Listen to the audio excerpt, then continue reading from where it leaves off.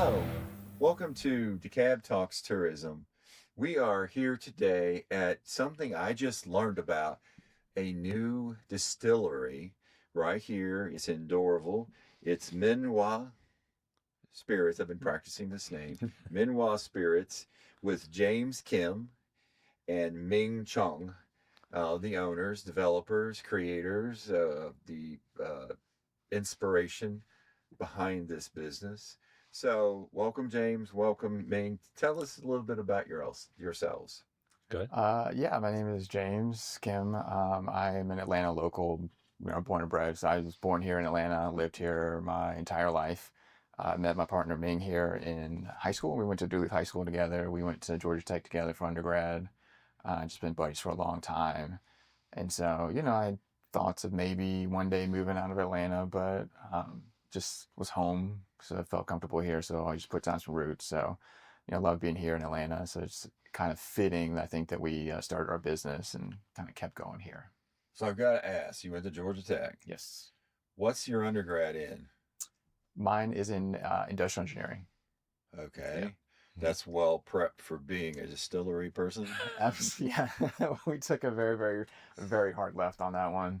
But no, we talked about this before. Ming and I think self-professed we're nerds through and through, and I think there is obviously an art to distillation and craftsmanship like that. But we approached it with a little bit of a scientific lens, a little bit of a scientific method. Before we put our product to market. I mean, I don't even know how many batches, iterations, and stuff that we went through. And the thought was always, if we could nail, okay, if our recipe was X kilograms of this, Y pounds of this, or whatever it was, and try to do it mathematically and scientifically. That's how we approached it. Come to find out that there's a lot of nuance and craftsmanship that goes into it. But no, it's a very interesting process, right? Just the whole distillation thing of going from a dry grain. We get these like gigantic bags of rice into our distillery. So you're taking it from this, and then you're getting the ferment, which has its own like magical qualities to it. And then you go through this distillation process, which we look at like a scientific. I mean, we did distillation projects in science with Coach Lamp in high school, and so it's just like these types of things where you kind of approach it with like, oh, it's kind of like a nerd project, So I think that actually did kind of help us a little bit. So you went to Georgia Tech as well. Yeah. And your degree is in computer science. Computer science. Yeah. Okay. Yeah, and just like James said, like being a engineer and trained engineer, I would say we had a slight leg up in learning how to get distillation going early on and the basics of it, and that really helped drive us to where we are. I mean, we still use a lot of experimentation and measurements and stuff in everything we do. So even though it was not directly related, it's somewhat related. Well, I know you seem to be like a closet historian because we were talking about the history of soju and how it's changed in Korea to where you're going to more the historic, let's say the correct way of making soju. So I thought that was very interesting.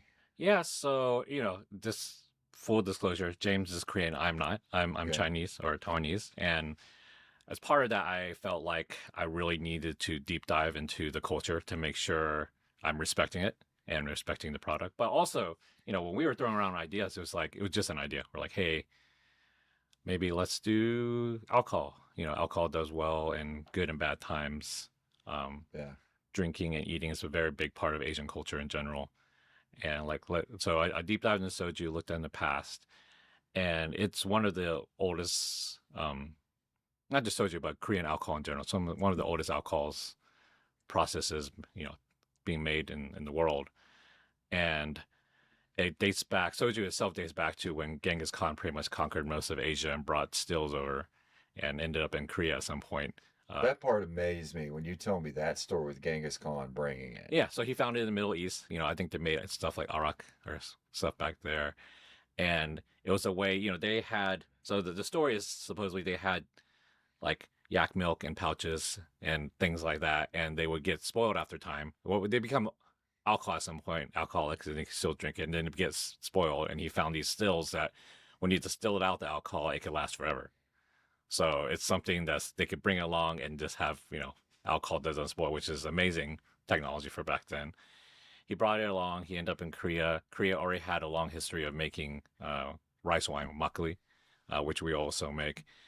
And he made basically like the original soju back then. And it wasn't until like later on when Japanese occupation happened, as things happen with occupation, a lot of the original culture gets kind of like hidden away or wiped away. And through taxes and just like regulation, Korean alcohol went extremely underground. It's already kind of a homebrew family kind of thing back then, but it went very underground. And it was like that for years. So you could say the Korean alcohol industry was pretty much gone for a long time until finally independence happened and they decided, okay, let's start making it again. And then from Korean War and other things that happened there, rice at some point was banned, and it became the industrialized product I see today, like the green bottle soju. It's easy to drink, and it's not a bad product, but it's also made in large factories, and it uses mostly things like um, sweet potato and tapioca and like cheaper grains to make the alcohol. In the U.S., you would call this like GNS type alcohol, but and then the companies get that alcohol and buy in literally like tanker fulls of alcohol, rolls up to their factories, they flavor it, they dilute it, they put a little sugar or fake sugar in there, and that's the modern day soju. So that's just utterly amazing to me as well. Yeah. I mean, I never thought about being definitely not tapioca, Yeah. but sweet potato. I mean, I love sweet potatoes, but I never thought about like drinking. Yeah. You know, And, it's not that there isn't sweet potato alcohol out there. It just wasn't. It was all rice back then. Rice or maybe like some barley. which isn't vodka potato. Yeah. Well, you don't really think about drinking potatoes either. Yeah. So. Exactly. And so when I looked at this history, I felt like, again, I'm not Korean, but I felt like not only should we do this, we have to do this. Like I want to be part of the story of bringing it back. We're not the soju in the world, but we want to be part of that wave. And at that time, South Korea itself, a lot of younger people were getting more interested in the traditional alcohol from their culture. And there are a lot of new distilleries and breweries there that are trying to do the same thing. So yeah, it was just exciting to be part of like, I felt it's like almost Greenfield type project where whatever we make could influence the whole world of Korean alcohol. So you're only making traditional rice soju. Yeah. Very, very cool. Love that. Yeah. So how many, and I'm not sure if we didn't talk about this before, so I might be asked something that you can't answer, but how many rice soju distilleries that you know of in the United States? So, okay, that's a slightly hard to track, but if you're saying people who make it themselves, like a craft distillery, Right. yeah, that uses rice, there are probably 2 or 3, and that can get less depending on if you count on if the founders are the ones that are making themselves or they're getting it So contracted 2 or 3 in the US. bigger picture in the United States. Yeah. And one of them is sitting right here in DeKalb County, for sure. Yes. For sure. So that is utterly amazing. Yeah. So now we need to narrow that down and see if we can literally say you are the rice soju distillery in America. But either way, 1 of 3, Yeah. and it's here in DeKalb and Doraville. That is amazing. Yeah. So you started when? Is it a long process? Like everyone had their COVID hobbies, Right. like sourdough, which I did too. Ours was trying to figure out, How to make soju. yeah, how to make soju. Yeah. So how long ago did you open? Well, so we have actually to your original question. So we started the process probably in earnest very late in 2021. I think that's when we sort of like structured the company, started thinking that maybe this was something we could actually pursue. 2022, I think that entire year was just spent doing research, getting licenses, doing all that stuff, the framework for the company. And then we started distillation in earnest in 2023. We got product onto retail shelves, I believe, in August of 2023. And that was when we first started. And that was actually in our facility that we started first. It was not meant for public viewing. And so we did that for wholesale distribution, production. And then where we're sitting right now, the tasting room kind of came up after the fact. This was actually a chance encounter. We actually saw the space via an introduction, and we opened up for service here, I think, in October of 2024. And then, yeah, so we've just running both in parallel since then. And then, yeah, it's been a slog to get to this point, but happy to be here. So let's talk about the tasting room, because that sets you apart even more. That you can come right here and taste rice soju. Let's talk about that. So the idea for tasting room for most places, one is obviously a revenue generator, but also it's our showroom. We think of our company as a distillation company, alcohol company, and much like Apple has their Apple stores to show off their product, Right. this is where we want to show off ours. And because soju, again, in the mass market is such a different product, we needed to show customers like restaurants and even people at home that you could take our soju and still make amazing cocktails with it. And the best way to do it is literally have a full program with that, and then a full food program with it. And then that was a lot of like back and forth figuring out like how we're going to structure this. We initially did it full on residency, and even our current chef, he is technically a long-term resident. And then we started looking at pop-ups in town. Both of us are foodies, our families, our wives are foodies too. We wanted to not only like have great food, but maybe help out by fostering other like food businesses in town. So that's how we came up with the pop-up model. We bring in like pop-up chefs that we feel like are in a very good place in their production. They know their voice, and they have a crew that they can accept and they can do long term. And we taste their food, talk to them, like see how everything matches up, and then if it's good to go, we bring them in like under us technically, and they have full use of the kitchen. We give them very good rates in terms of how we structure everything. And yeah, like we also the idea in the beginning also was to make it like a very community water hole place. So we didn't want the pricing to be crazy in the place. We have very reasonable, I wouldn't say cheap, but like reasonable pricing considering everything that you can get in our spot. And then that also led to like during the day, we don't have, as a distillery food place, usually you won't have as much customers. So let's bring in a coffee group and help foster the community around here. Well, I got to experience that already, so that was good. Yeah. Yeah, and then that's where we talked to Postern, and now they're a part of us during the day. They run the coffee part of the business every morning, every day. And yeah, we're like an amazing partner in the business, and we help drive each other and bring in people and get awareness around all of us. So you've got the coffee shop that converts into lunch and dinner, and you can do the cocktails, and then you can come and actually go to the distillery viewing room for that. Now, how do you book, like our listeners and our people watching us right now, how do you get to go in and see your model? How do you book that? So we actually don't do tours. We have a window that you can kind of look into, and we're happy to answer any questions, but it's not a huge space. And so we just kind of let people gander. But you get to see the operation from... Yeah. Okay. Yes. Yeah. If you just walk in our store, there's a giant window where you can look into where we actually do the brewing and everything over there. So, yeah, and obviously very happy to answer any questions that people might have. So that's so cool. Yeah. Because we've got the first Asian brew pub is Hopsticks. Yeah. And you can see, the Asian fats beer. and everything right there while you're eating. So that we were talking about that yesterday when we had a luncheon that, you can see all this right from the restaurant. So people like that. It's very cool and it's very unique. Yeah. Mm-hmm.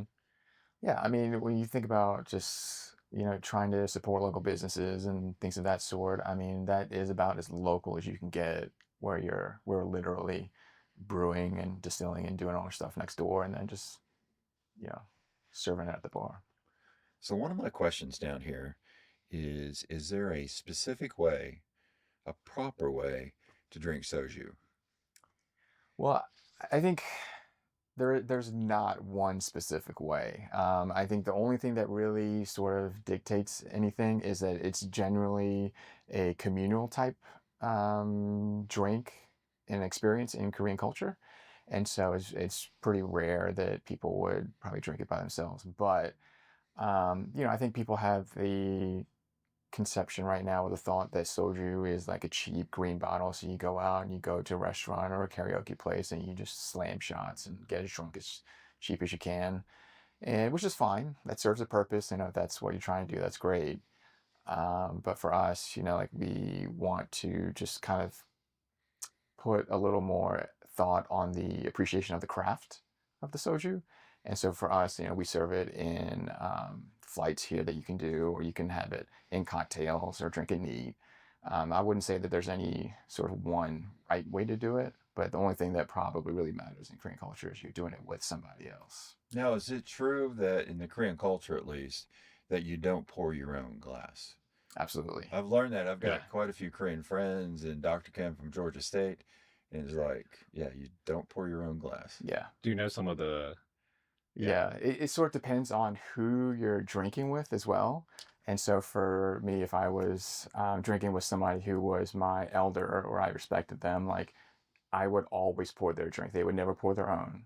And then I could either pour mine or they would pour, mine for me, always with two hands, show a little respect. And then the younger person would traditionally kind of turn away from the table and drink to kind of show Oh, a now little you're bit of- explaining K-drama. Yeah, yeah, Because in K-drama, Yeah. because my wife's gotten huge into it, yeah, and we would watch, and it'd be, Yeah. because it was not consistent. yeah, So now you explained the youngest at the table Yes. turned away. yes. Now, I'm glad you told me that. Yeah. Been trying to figure that one out now for a while. Yeah. For what it's worth, like Korean culture has a somewhat rigid hierarchy of age and respect and things of that sort, and so that was one way of showing respect to your elders, was turning away from the table to drink. So in most rooms I'm in, everybody has to turn away then.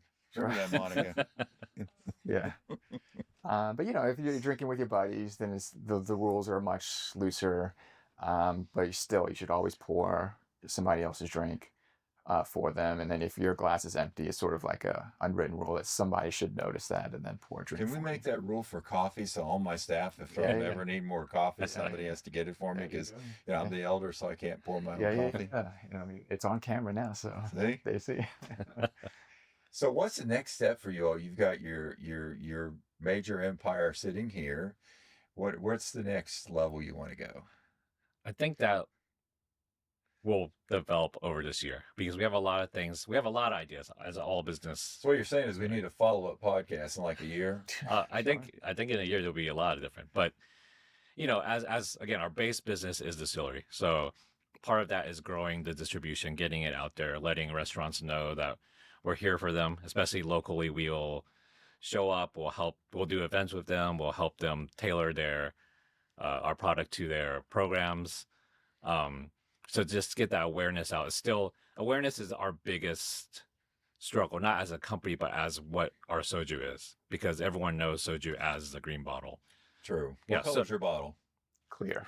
We did Clear. we did it on purpose. But so if you were to go to a high-end bar and in the past bring that green bottle, hey, will you buy this and make cocktail? They would not, because the way it's structured, the alcohol in there would never be able to shine or stand out in a cocktail. So there's a lot of education that goes into that part. And then there's the second part of, normally your soju is $5.99.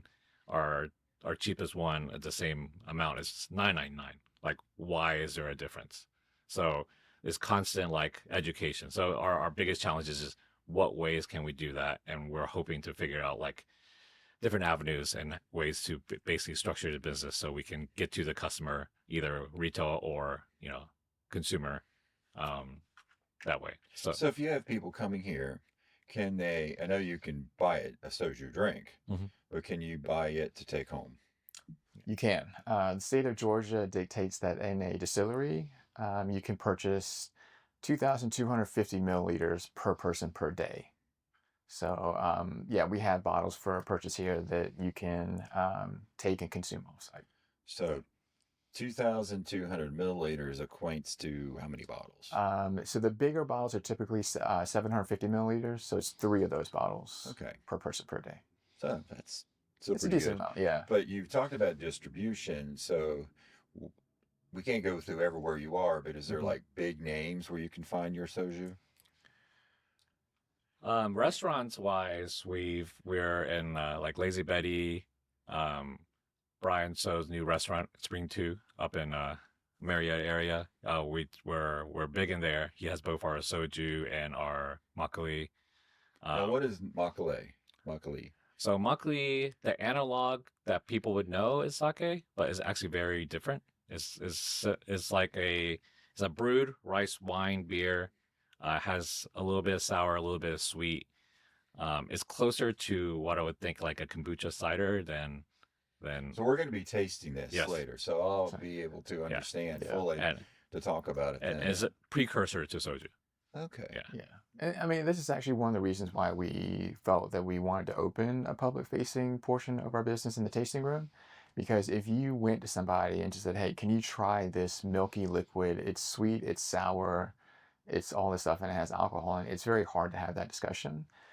Even for a lot of people, even pronouncing makgeolli or even hearing it for the first time is tough. So we wanted people to come in, and at least we can have that conversation, just kind of walk them through the process. For a lot of people, like it may be the first time they've ever heard of makgeolli, and it's been around for Makgeolli. makgeolli.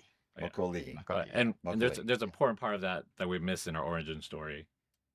Yeah, I mean, so like, makgeolli's been around for, thousands of years in Korea, and then specifically in our lineage, like my grandfather used to make makgeolli. My uncle continued that tradition. And so, the family home that my uncles and my dad was born in, they built a kind of like an addition to the home, and they used to make makgeolli there.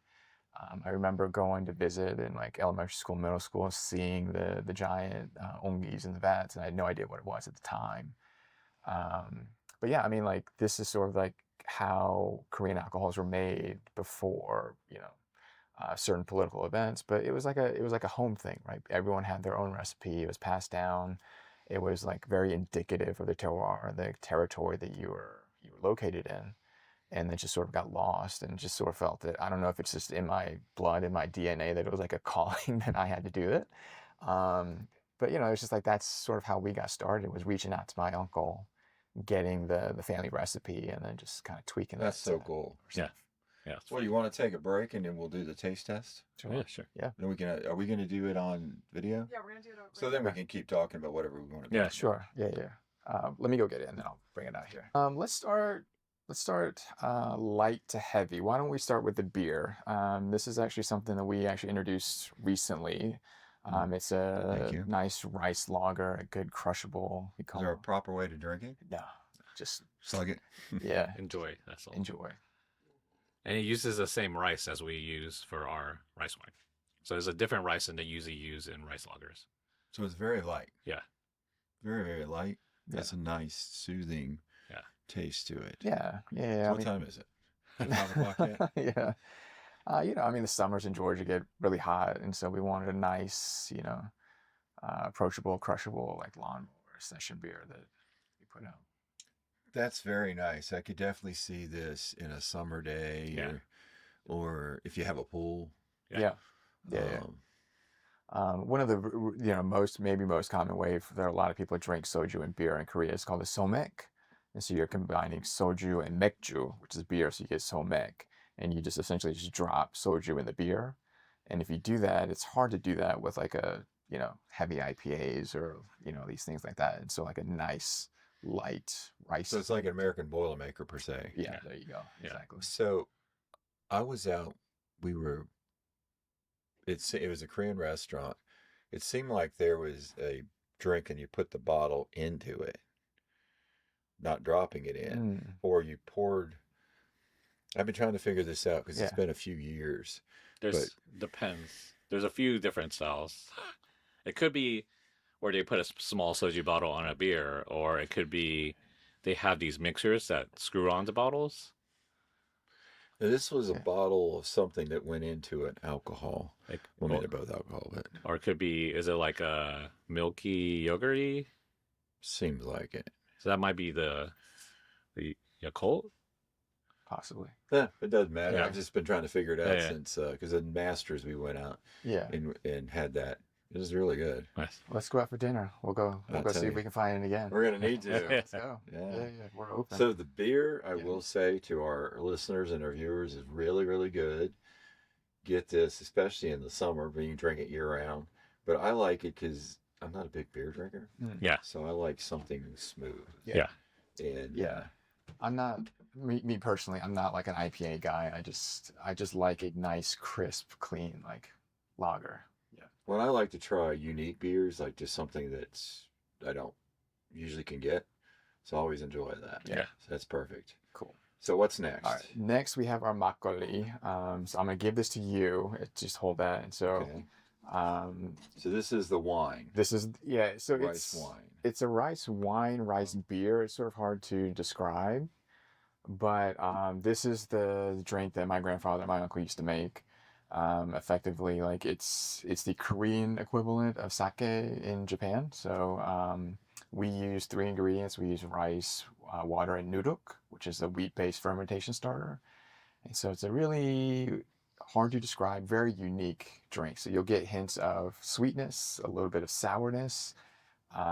It's just like a kind of like a milky texture as well. So So the first one's pure beer. yes, This one's like a beer wine per se. per But you se. could say rice wine is probably the Yeah, easiest way. yeah. What makes it that creamy? It's the rice. The rice part Right. makes Yes. it. Okay, that makes sense. Yeah. So in Asia, one of the big differentiators between their alcohols and distilled products is they use something called parallel fermentation. And so what James was mentioning, we use something called nuruk.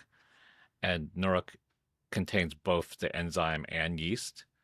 So when we actually ferment it out, we actually use whole grain rice, where usually in a distillation or a lot of even brewing processes, you're like boiling it and almost liquefying the nutrients. So it makes it easier for yeast to go at it, where the nuruk breaks it down and makes it into alcohol at the same time. So you get a lot of different flavors. And so when you taste it, you'll, I like the kettle to Yeah. the cup too. Yeah. This is our little, ode to traditionalism, kind of serve it that way. Boy, that's interesting. That is really interesting. Yeah. yeah. And consider it's only the main thing in there is rice. Wow. That's it. Yeah, because it's got I can't say what type of distinct, but it's got a distinct Yeah. taste. Mhm. Distinct, Yeah. flavor.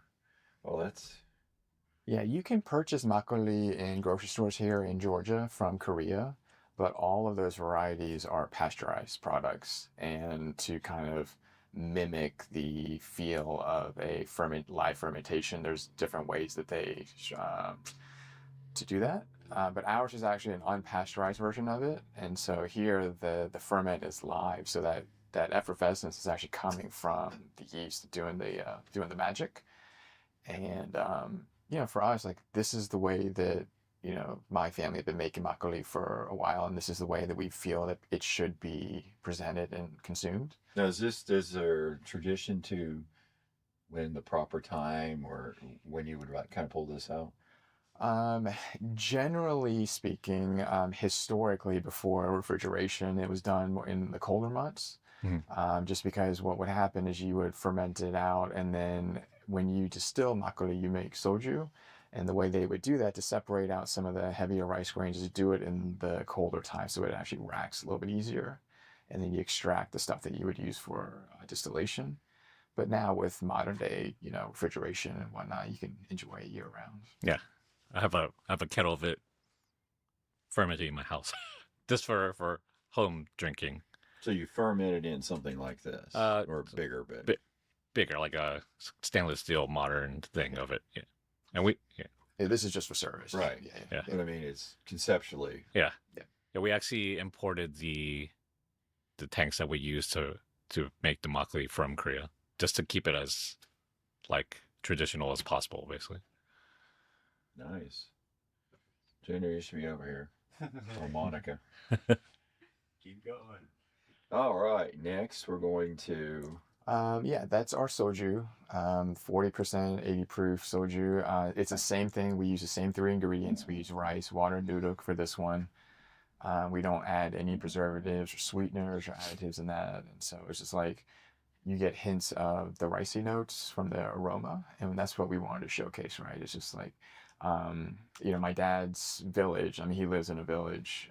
Even now, like if you drive to where his house is, you're driving by rice paddies.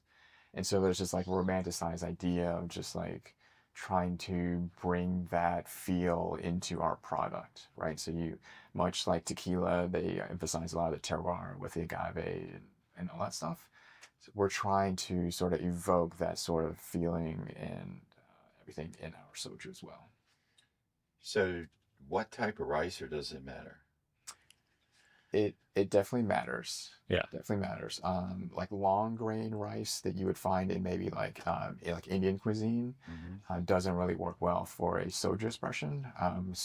Typically in Korea, and so for soju we use either medium or short grain, just because it has a lot more of the starches in there to convert into sugar and alcohol. Okay. Let's try it.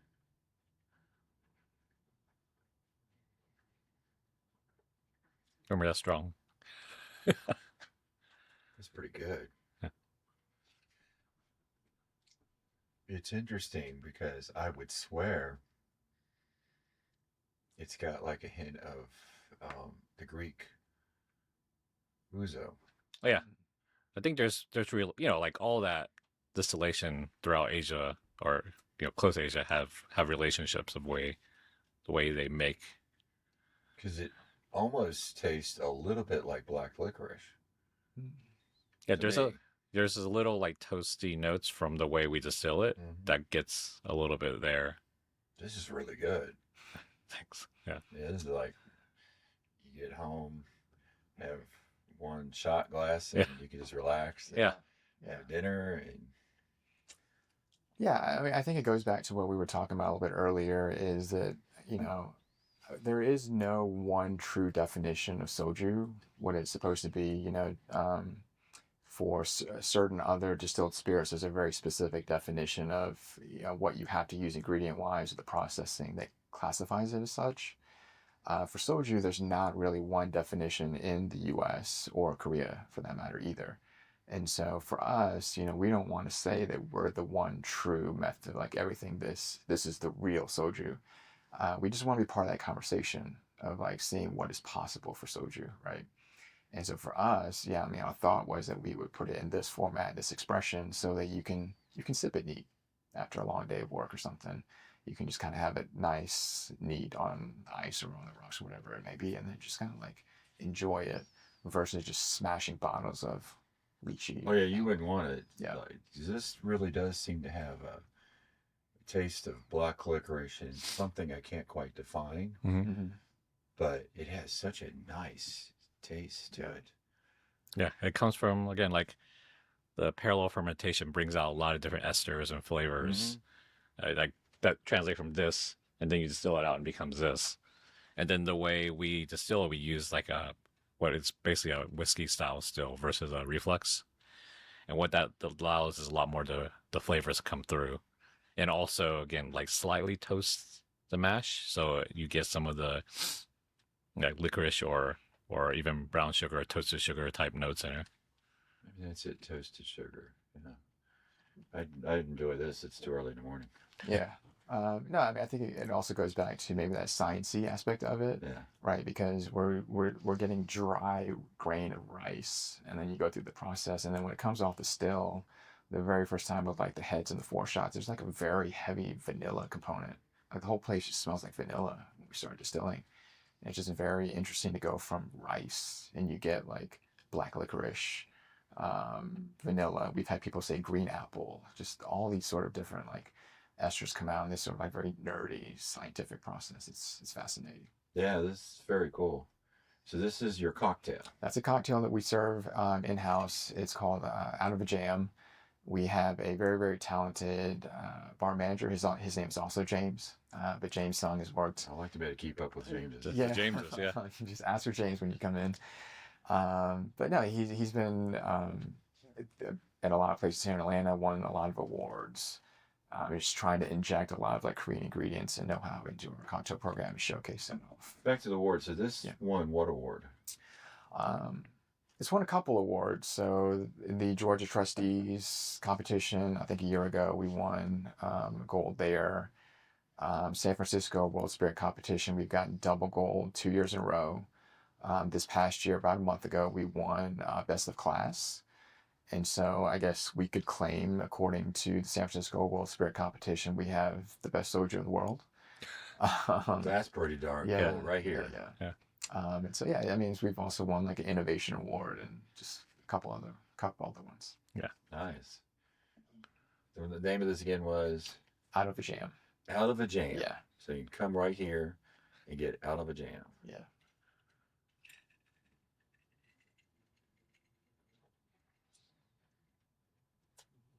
Yeah, I think it could help you get out of a jam. Yeah. Yeah. It's got a nice, it's much sweeter, of course, than the soju. Yeah. You can taste the soju, but it's not that. Yeah. If you consider the soju, let's say it's harsh compared to this, but you can still have that underlying taste of it. It's really good. Yeah. Yeah. I think that's just what we're trying to do is like show the capability of soju. Ming had touched on it earlier, but taking a 16% ABV bottle of artificially flavored lychee soju to a bartender and say, hey, can you make a cocktail out of this? It's a tough ask, right? But now here we can show people that with our product and really soju in general, like you can make banger cocktails. And so we're just trying to get people to think about it in a little bit different light. Yeah, because this definitely is strong enough to have that base flavor, but then take the other additions. Right. Yeah. Well, that was good. Definitely should be getting people in here to try this. Thank you. And to see it. You ever do like staff outings or group outings for companies that would come and... There's been a few companies that have come to do like their like Christmas things. We do events like makgeolli making, so we teach how to make this. And we have a lot of ideas of how to host and collaboration type events we have with people. I told you the one that we were thinking about, literally dressing up in the old school car. I would love to see that. Yeah, and doing a presentation around that. And we also talk to a lot of the K-pop like culture fan groups in town and try to figure out events to do with them, which we'll probably do some around making makgeolli too. So can you bring Jing So Ming here over here? We'll try. We'll try. No, I mean, I think also one of the reasons why we wanted to have a public facing space and a tasting room is we kind of had purview over how we could use it. And so, in the past year, now that we've been open for a little bit over a year, we've had, company holidays, buyouts for birthdays. We've had a number of charity, nonprofit people come in, have their galas and fundraising. So how much space?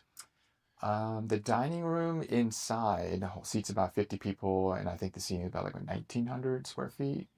And then we got an outdoor patio that seats an additional 40. And so again, we just, we wanted to use the space as an avenue to help and support, other businesses. Doesn't have to necessarily be Asian American specifically, but things like a children's education, literacy, charity, a Korean American association. There was a woman who wrote a Minhwa art book, and she did her book release party here. We've hosted a couple of traveling artists, authors to come here as well. And so it's just like using the space to kind of amplify that messaging, and the voices is a big part of it as well. And so if anyone's interested, just please reach out to us. We're happy to have discussions and host people. So as we close the show, you mentioned reach out to you. So what's the best ways to find you all on social media, website, things like that? Instagram is the easiest. We're both, we're founded, so we're on all of them all the time, but Instagram's the easiest one to contact us. Our email that we have either info@minhwaspirits.com that we find too, or, stop by, call us. We're available. We love to kind of brainstorm about ideas on how we can collab with people and have fun things and help boost their brands too. Then So- you're right here off of 141 Yep. at what? I mean, I know it took the exit, but what exit? And 140 what's the name of the complex? Yeah, 141 in Tilly Mill. Tilly Mountain. We're in the Lumen apartment. I guess Tilly Mill Crossing, I think, is the name of the plaza, right behind the Lumen Apartments. Right across the street from Home Depot. Right Yeah, across from Home Depot. Exactly. In the best county in Georgia, DeKalb County. That's totally correct. Well, we appreciate you all being on the show. It sounds like we need to do another show in roughly a year. Yeah. And this has been awesome. Appreciate the taste testing. And thank you all for being here. Thank you. Appreciate you having us. Please tune in and please go out and try these wonderful cocktails.